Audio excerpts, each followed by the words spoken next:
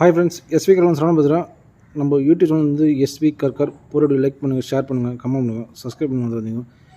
இன்றைக்கி வீடியோ பார்த்தீங்கன்னா இன்ஜின் ஒரு ஆக்சுவலாக வந்துச்சு. தாண்டி இன்ஜின் பண்ணியாச்சு. இப்போ டைமிங் மார்க்கு ஓம்னி ப்ளஸ் 800 இந்த வண்டிக்கு டைமிங் மார்க் சொல்கிறேன். உங்களுக்கு பார்த்தா தெரியும். உங்களுக்கு இந்த கேஸில் ஒரு ஆரோ மார்க் பார்த்தீங்களா? இந்த ஆரோ மார்க்கும் இந்த ஆரோ மார்க் பார்த்தீங்கன்னா கீழே இப்படி இறங்கும். ஓகேங்களா? இறங்கும் பார்த்தோன்னா இங்கே ஒரு ஆரோ மார்க் கொடுத்துருப்போம். இந்த ஆரோ மார்க்கு இந்த டாட் மார்க்கு மேட்ச் ஆகணும்.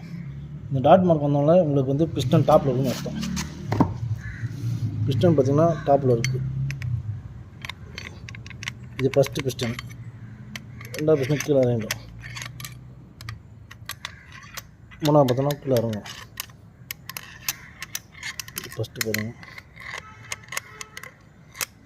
4 இருக்கும் பிஸ்டன்.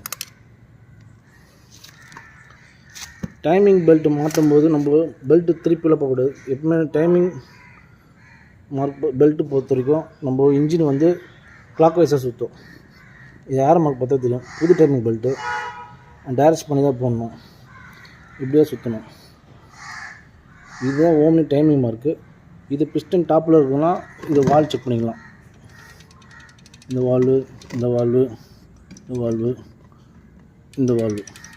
இது வந்து tea mark first.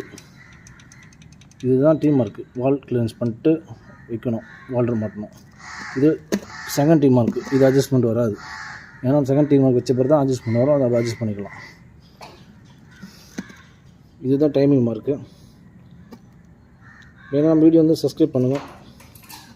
Thank you friends.